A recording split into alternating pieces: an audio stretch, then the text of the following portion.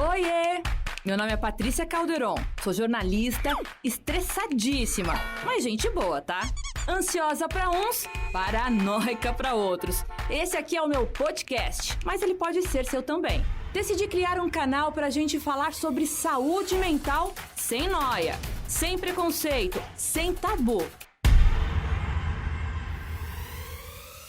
Olá, tudo bem com vocês? Por aqui tá tudo ótimo, no ar mais um programa Não Pira e Respira, diretamente aqui da sua Jovem Pan News Fortaleza, no programa Pan News em Revista, primeira edição. E hoje eu tenho o prazer de receber a doutora Ana Cláudia Quintana Arantes. Ela que é médica formada pela USP, com residência em geriatria e gerontologia, que a gente vai explicar daqui a pouquinho essas especialidades, no Hospital das Clínicas da USP, e ela também tem formação, na parte de psicologia com intervenções em luto e cuidados paliativos. Bom, doutora, eu já falei que sou sua fã e vou gravar essa entrevista com o meu lado emocional bem aflorado, porque a senhora já sabe que a gente conversou nos bastidores, que eu perdi meu paizinho tem poucos dias.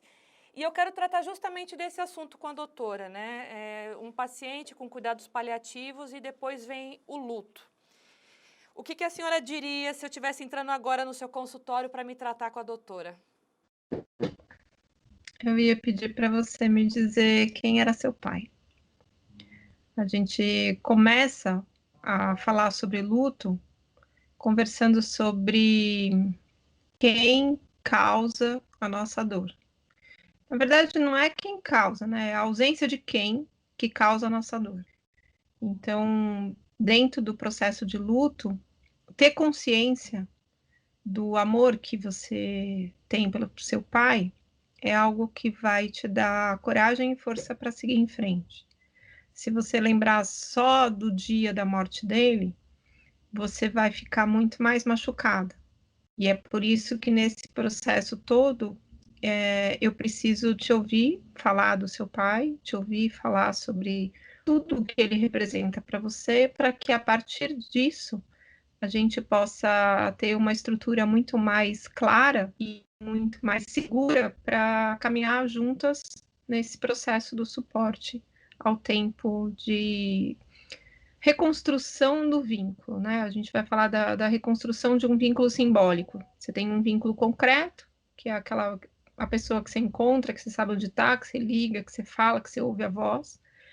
E você vai transformar esse vínculo concreto que foi destruído pela morte, a pessoa não está mais ali, você vai reconstruir esse vínculo simbolicamente. Então, seu pai não está mais doente numa cama, mas agora ele vive feliz da vida dentro do seu coração.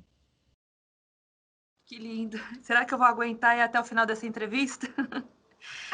Você vai se sentir bem melhor depois dela, talvez. Doutora, a senhora escreveu um livro que é praticamente... Eu vou falar que é best-seller porque acho que todo mundo que a gente pergunta já leu, que a morte é um dia que vale a pena viver. E eu queria entender o porquê que a morte é tão difícil a gente entender. E a senhora escreveu que ela vale a pena ser vivida. Não seria um contraditório? A morte, ela simboliza o maior limite que nós, enquanto vivos, temos que lidar. E como o ser humano é um ser que ainda está em construção, Ser humano, ser é verbo. Eu digo isso no livro também. Ser é verbo. Então, cavalo é cavalo, cobra é cobra, ser humano é verbo, não é substantivo. Então, quando você é verbo, você é uma ação. Você está em busca de se tornar humano. E nessa busca de se tornar humano, você precisa de tempo. E a morte põe limite nesse tempo. Então, a nossa dificuldade com a morte tem a ver com a nossa dificuldade com limites. Existe um fim para as coisas. Então, o final feliz é algo que pertence só às histórias de contos de fadas. Nós precisamos buscar um durante feliz, porque o final vai ser a morte. De todas as histórias, o final é a morte.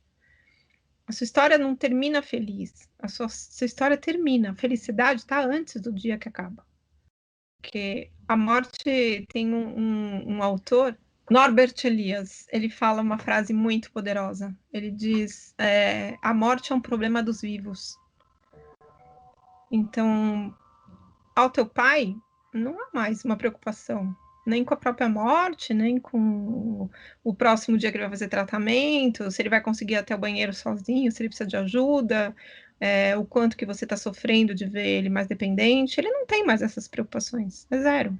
A preocupação que nós temos com a morte diz respeito à nossa dificuldade de estar vivo, de verdade, no nosso dia a dia. Então a gente fica com medo de que acabe. E aí, por quê? Porque você quer mais tempo. Mas por que você tem mais tempo? Porque você está vivo agora, né? Por que você vai ficar pensando que você tem que ter mais tempo no final da sua vida se você está vivo agora? Então, o desafio é lidar com limites, lidar com o fim. E como trazer esse tipo de abordagem para um paciente paliativo? A gente sabe que a palavra paliativa ela pode soar pesada, mas não quer dizer que a pessoa vai morrer no dia seguinte, né, doutora? Quando um paciente recebe o diagnóstico de paliativo, quer dizer que é uma doença sem cura, mas que o máximo que puder ser dado de conforto, de amor, de qualidade de vida, de suporte, é necessário nesse momento. Para esses pacientes com cuidados paliativos, como que a senhora tenta levar essa abordagem da morte? Então, tem uma coisa que eu acho que vale a pena a gente. Foi legal que você usou esse termo, porque é uma coisa que me ajuda muito a aproveitar essa oportunidade para corrigir. Paliativo não é um diagnóstico, não é um sobrenome, não é uma característica. A condição de cuidados paliativos é uma condição que deve ser oferecida para quem está sofrendo. Então, se tem sofrimento, tem indicação de cuidados paliativos. O cuidado paliativo não é a arte de suspender tratamento, mas é uma arte de você ampliar cuidados para que o bem-estar e o conforto, a qualidade de vida, o sentido de vida seja alcançado. Então, se a gente for pensar assim, o paliativo no contexto, né, que a gente está usando nesse momento, todos nós, a gente teria esse sobrenome. Um ser humano é um ser paliativo, porque ele finda, ele termina. Ele não existe cura para o humano. A gente tem a vida, eu apresento isso em aula e é um slide que as pessoas ficam muito encantadas, né? Quando eu coloco que a vida é uma condição sexualmente transmissível que leva a progressivas incapacidades e em 100% dos casos leva à morte. Então, nós já somos portadores de um risco grande de morrer pelo fato de a gente estar vivo. E o cuidado paliativo deve ser oferecido para todas as pessoas que sofrem. Então, desde o diagnóstico, você já começa a sofrer, você não fica pensando na sua morte. Quando teu pai teve o diagnóstico da doença oncológica dele, ele provavelmente pensou sobre a possibilidade de morrer. Vocês olharam e negaram, provavelmente, no começo. Não, vai dar tudo certo. A gente vai fazer tratamento, vai ser honra e glória, vai ser só alegria, porque vai dar tudo certo. E o dar certo é estar vivo, o dar certo não é estar curado. Então, enquanto ele estava em tratamento, ele estava dando certo. Um paciente que morre de câncer não é um paciente que perdeu para a doença. Certamente teu pai não perdeu nada. As pessoas que estão morrendo agora de Covid, eles não estão perdendo a batalha para o Covid. Se essas pessoas foram amadas e tem alguém que se importa com a ausência delas, então elas são vitoriosas. Elas saem desta vida vitoriosas. Já estou emocionada aqui. Doutora, o luto, ele tem relação com a questão da religiosidade? As pessoas elas fazem correlações do luto, da questão da vida eterna para poder se tranquilizar, né? Quem é cristão acredita na vida eterna, o espírita acredita que vai ter que aprender em algum outro momento para depois reencarnar. Como que uma médica, no caso da doutora que lida com esse assunto, trata a questão do luto no segmento da religiosidade? A religiosidade é uma forma estruturada, composta de regras, dogmas, rituais que favorecem a expressão da espiritualidade. Então, a espiritualidade é um dom que já se manifesta no ser humano a partir da sua consciência de existir. Então, se você tem consciência que você existe, evidentemente isso te remete a uma condição intangível do valor desta vida que você tem. Você tem consciência que tua vida tem valor. Se você tem consciência que a tua vida tem valor, você se conecta a esse contexto da espiritualidade, porque você vai se relacionar. Eu digo que a espiritualidade é como se fosse um eixo. É um eixo no qual você gira e se relaciona com você mesmo, com o outro, com a natureza e com Deus, se você acreditar que exista Deus. Então, mesmo um ateu, ele tem a espiritualidade dele. E é uma espiritualidade tão ou até mais fortalecida do que os extremamente religiosos. Porque o extremamente religioso, ele precisa de coisas concretas para poder provar a espiritualidade dele. Então, se você vai escolher o teu caminho espiritual através de uma religião, se esse caminho não for pautado em amor e verdade, você corre um sério risco de atordoar a experiência do luto por conta disso. Por que você atordoa a experiência do luto? Porque ela pode estar poluída, comprometida, contaminada com sentimentos que dizem respeito a uma religiosidade cega para uma realidade de dor. Então, tem uma história oriental que ilustra muito isso, muito bem.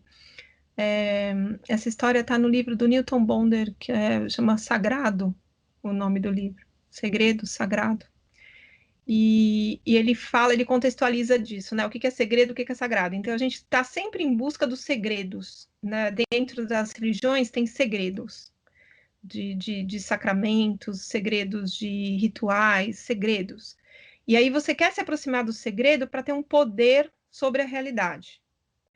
E aí, quando você se sente capaz de ter o segredo e ser um guardião dele, você pensa que domina a realidade. E quando você pensa que domina a realidade, você não consegue estar presente plenamente nela. Você se distancia. Então, conta uma história assim. Um monge muito idoso morre no mosteiro. E aí ele era um monge muito querido na comunidade. Então, do lado de fora do mosteiro, tem a comunidade toda ali na porta chorando muito, desesperada. E aí, dentro do quarto onde está o monge falecido, onde está o corpo do monge, tem uma parte do quarto onde estão os neófitos, que ele chama, que são os monges recém-ordenados, que estão muito, assim, concentrados e sérios, mas absolutamente uma sensação de que dominam aquela situação, porque eles compreendem que a morte não existe no mundo oriental, né? É uma transição, então você segue a sua evolução toda se segue a partir da morte. A vida não termina na morte, né? O oriental tem essa visão, o cristão também tem essa visão, o espírita. Praticamente todas, acho que praticamente não, certamente todas as religiões têm uma visão de continuidade, né? E os orientais também têm. E aí, nessa visão de continuidade, eles não compreendem que do outro lado da sala, onde esse monge está sendo velado, tem um grupo de monges mais velhos que choram. E aí eles se perguntam entre eles, mas eles não sabem o segredo de que a vida continua? E aí um dos neófitos tem coragem de perguntar para um dos idosos, falou assim, por que choram?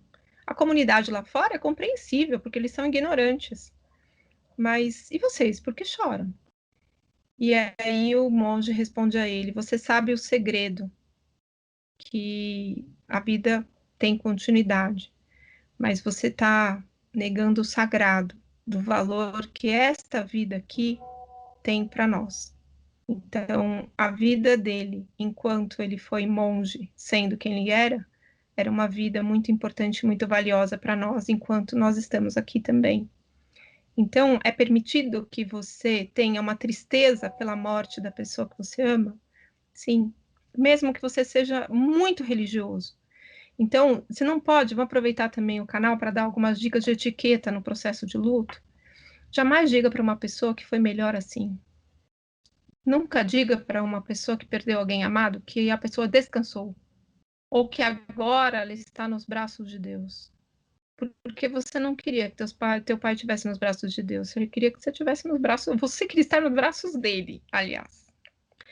Então, é totalmente desnecessário você dogmatizar um processo de dor, que é um processo de dor sagrado.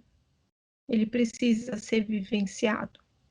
Então, a religião, ela vai poder te ajudar nisso, para te dar sustentação no seu caminho. Não para validar seu sofrimento, mas para te ajudar a não precisar mais desse sofrimento para poder ter teu pai no lugar certo agora, que é dentro do teu coração. Então, tem algumas religiões que alguns caminhos, não é nem algumas religiões, todas as religiões podem favorecer esse caminho lúcido, esse caminho consciente, amoroso do processo de luto.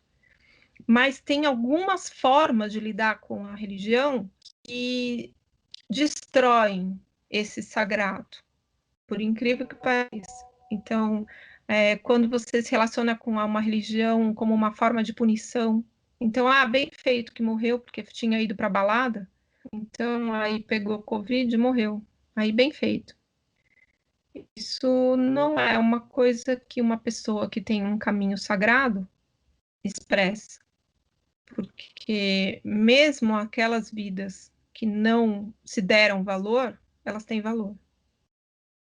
Mesmo as pessoas que a gente considera como menos valiosas no mundo, elas têm valor para alguém. E a gente precisa respeitar a dor de quem perdeu alguém. E não importa se essa pessoa é culpada ou não é culpada, parabéns que está vivo e bem feito se morreu. Nós precisamos ter a coragem de abrir mão do julgamento frente ao sofrimento das outras pessoas. Tem que ter essa coragem, sabe? Porque todo mundo tem a certeza de que sabe como que tem que lidar. Teve tempos em que, quando perdi pessoas amadas, as pessoas falaram assim, mas se fosse você, fazia de outro jeito. Eu falei assim, então tá, quando for sua mãe que morrer, você já sabe como você vai fazer. A minha mãe morreu, e é a minha dor que eu preciso viver. Não é a opinião das pessoas que querem dizer como eu vou viver a minha dor. Eu vivo a minha dor de acordo com a história que eu vivi com a minha mãe. E ninguém tem o direito, nem sabedoria, nem a função de se envolver na minha dor e dizer o que eu tenho e o que eu não tenho que fazer com ela. Eu tenho direito a essa tristeza.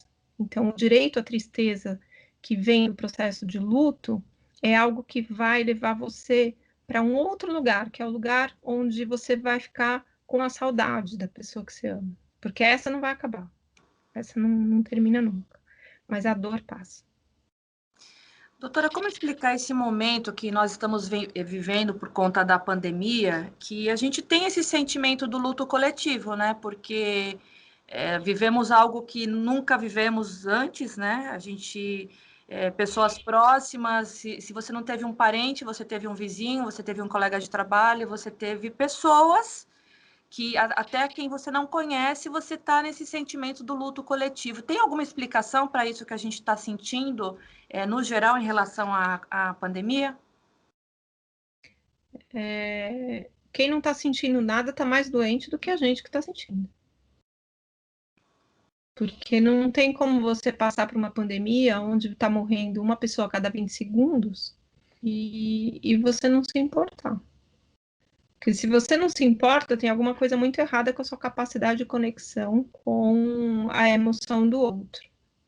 E isso é mais do que legítimo, que a gente esteja vivenciando um processo de dor coletivo.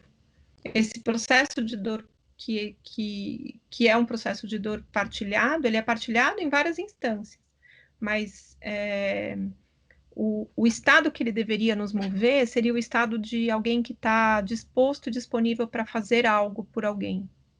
Que não é só assistir televisão e ligar para para um amigo e falar, nossa, você viu que horror? Morreram 4.200 pessoas. Você viu que horror? Pode chegar a 5.000. Não precisa perder seu tempo fazendo isso. Entra num programa de ajuda. que está dando comida para as pessoas. Entra no programa de ajuda que está dando suporte ao luto para as pessoas. Entra no programa de ajuda que está ajudando alguém, porque as pessoas que morreram, morreram. A gente precisa cuidar das pessoas que estão vivas. As pessoas que estão vivas estão em extremo sofrimento. Eu conheço pessoas que perderam metade da família. Ninguém se importa com o processo de luto delas. Ninguém quer saber como que é lidar, porque as pessoas não querem nem se aproximar. Você não tem nem coragem de mandar uma mensagem para alguém que perdeu pai, mãe, filho, filha. Tem pessoas, tem famílias inteiras hoje hospitalizadas. Inteiras. 6, 7, 8 pessoas da mesma família. E pode ser que morram uma metade. E aí a outra metade que vai sobreviver é que precisa de ajuda. Então, as pessoas que estão bem, como eu, como você, como muita gente que está ouvindo rádio, que vai ouvir podcast, que vai ver YouTube, as pessoas estão bem. E aí, se ela está bem, é uma obrigação ética, uma obrigação moral, uma obrigação humana se disponibilizar para ajudar alguém. Não dá para ficar na posição de quem atrapalha. Eu já estou dizendo isso tem mais de um ano. Existem 2 lugares para serem ocupados nessa pandemia: o lugar de quem ajuda ou o lugar de quem precisa de ajuda. Se você precisa de ajuda, peça. E se você pode ajudar, ajude. Não atrapalhe. O tempo desperdiçado pelas pessoas que precisam de ajuda, que estão fazendo um grande inferno em evitar que as pessoas que precisam ser cuidadas recebam cuidados, podia ser diminuído se as pessoas pedissem ajuda. Quem não se importa devia pedir ajuda. Devia ligar para um psicólogo, entrar num grupo de ajuda online e falar assim: eu não estou bem porque eu não estou me importando. Eu não estou bem porque eu não apoio o distanciamento social. Eu não estou bem porque eu estou precisando ir em balada. Eu estou doente. Eu preciso de ajuda. E aí, quando você pede ajuda, você para de atrapalhar. Porque vaga para quem atrapalha não tem mais. Já estou dizendo isso, já tem mais de ano. Não tem vaga para quem atrapalha. Já tem gente que faz um trabalho muito perfeito atrapalhando. Porque nós estamos com um nível de morte e de sofrimento no nosso país absolutamente evitável. Porque uma coisa é morrer 5.000 pessoas num dia, 4.000 pessoas num dia, no início da pandemia, onde não se sabia o que significava aquilo. Agora, depois de mais de um ano, onde todo mundo sabe como pega, a gente chegar em 5.000, o que nós temos, na verdade, é um luto coletivo da vergonha na cara do brasileiro, da responsabilidade do brasileiro, da falta de compromisso que ele tem com a própria vida e com a vida do seu próximo. Nós nos tornamos uma vergonha internacional. Nós provavelmente não seremos bem-vindos em nenhum lugar do planeta, porque aqui dentro a gente já está transformando a nossa casa no inferno. Então, que dirá o que significa a gente ir visitar a casa dos outros em outro lugar? É como aquelas crianças muito rebeldes que quando você leva na festinha de aniversário, a pessoa destrói a festa. Este é um brasileiro passeando pelo mundo, destrói tudo. E isso diz respeito à nossa falta de capacidade de se importar com o valor da vida.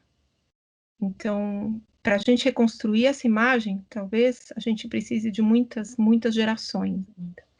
Então, nesse momento, já que está tudo muito difícil, todo mundo devia se comprometer a fazer alguma coisa que torne a vida mais leve. E fazer festa não torna a vida mais leve.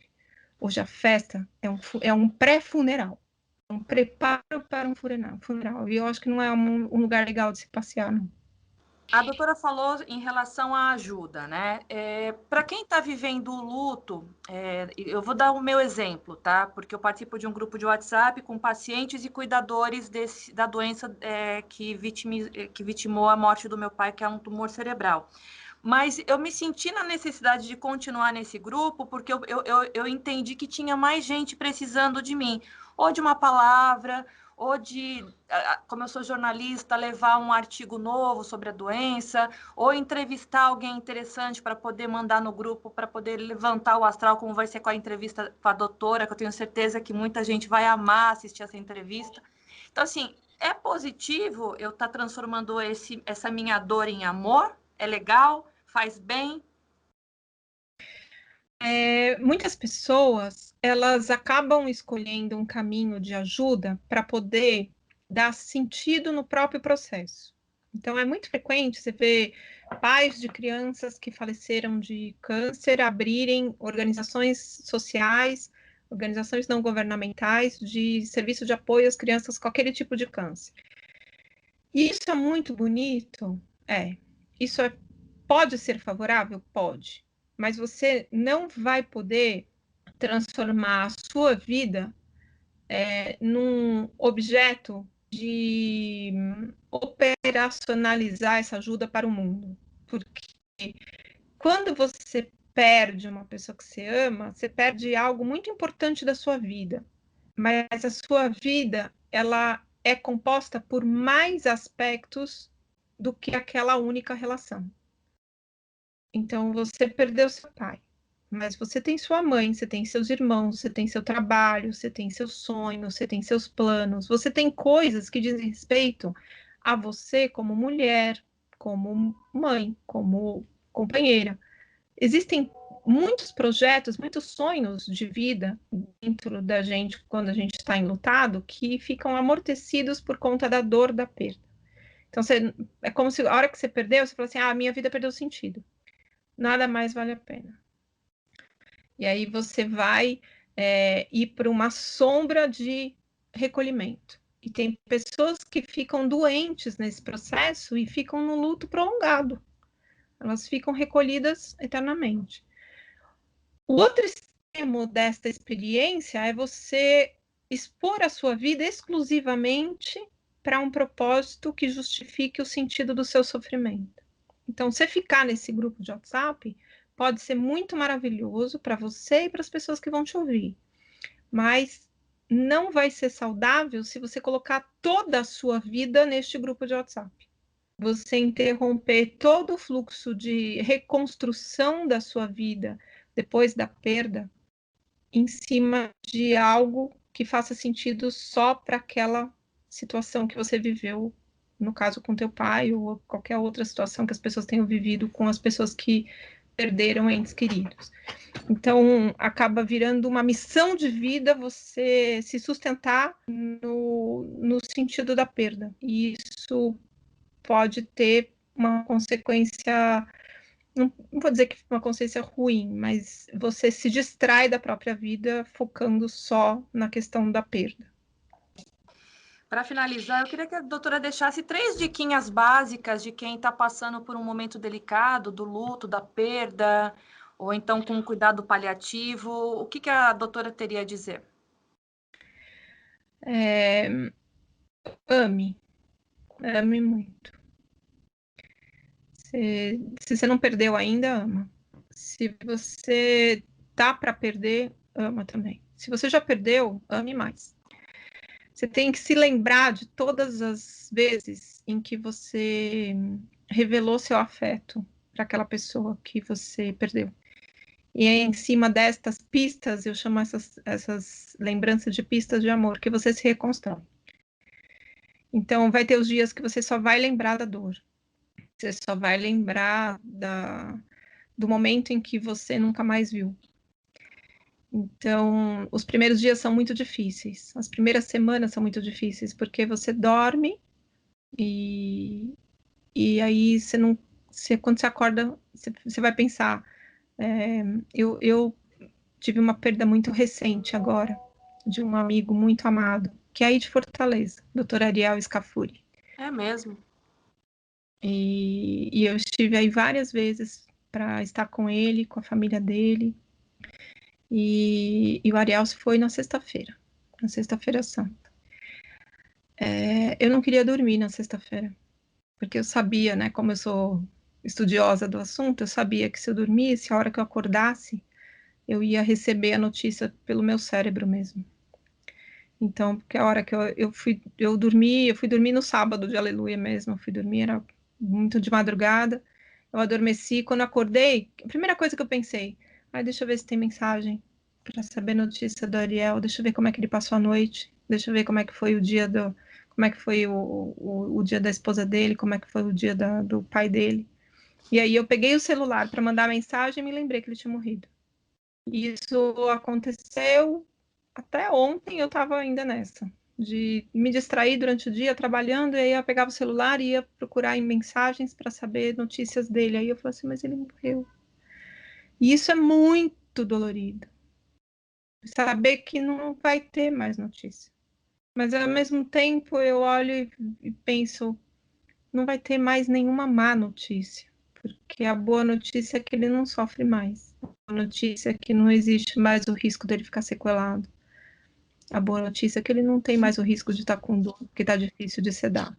Então, eu sei que a boa notícia é que ele não sofre mais. A má notícia é que eu não vou poder mais ouvir a voz dele no futuro, né? Eu não tenho mais nenhum futuro com meu amigo. Eu não posso planejar de visitá-lo, eu não posso planejar de fazer um congresso junto com ele, eu não posso planejar de encontrar com os filhos dele e compartilhar um momento de amizade muito gostoso entre nós, porque ele não existe mais desse lado do mundo. Então, mas ele vive dentro de mim, dentro do coração de todos os amigos, e uma coisa que eu pude dizer a ele, que eu acho que é uma coisa que fica como última mensagem, se você for levar algum familiar para o hospital nesse momento, ou tem alguém que começou com sintomas agora, e você está com medo que essa pessoa vá ficar mal nos próximos dias, você vai falar para ela agora. Guarda com você todo o amor que eu tenho. Leva com você, leva no seu coração todo o meu amor. E isso vai te dar força para passar por qualquer coisa que você vai precisar passar. Eu tive a chance de falar isso para o meu amigo e eu posso dizer para todo mundo que vai ouvir a gente que isso é algo, talvez a coisa mais importante que a gente precisa dizer para alguém antes de morrer, é dizer, olha, leva meu coração, leva meu amor com você, porque o amor que você tem por mim vai ficar comigo. Esse é o momento que a gente se separa do corpo físico, mas a gente não se separa do valor daquela vida que essa vida tem pra gente. Ai, doutora, que delícia falar com a doutora, obrigada. Foi um prazer, vou me emocionar sim. Quem me conhece já sabe que eu sou muito intensa também com os meus sentimentos, então vão entender. Obrigada, você é muito querida, não é à toa que o teu livro é tão procurado, né? Porque as pessoas realmente, quem não tem esse prazer, esse privilégio de estar falando como eu estou falando, vai buscar essa informação no livro ou então no consultório. E vai ser ótimo quando essa entrevista estiver no ar e poder alcançar mais gente que está nesse momento fragilizado como o meu. Muito obrigada e foi um grande prazer falar com a doutora. Prazer meu. Se cuide aí, sinal, e lágrimas boas saindo dos olhos é sinal de saúde mental, tá? Ah, que bom! E quando tudo isso passar, já que a doutora tem um afeto por Fortaleza, venha nos visitar. Vou sim. Vai ser uma alegria poder reencontrar os amigos queridos aí. Gratidão, doutora. Tchau. Tchau. E o programa Não Pira e Respira fica por aqui. Muito obrigada pela sua audiência, pela sua companhia. Desculpa aqui as lágrimas, não teve jeito, mas a gente se vê no próximo. Tchau, tchau.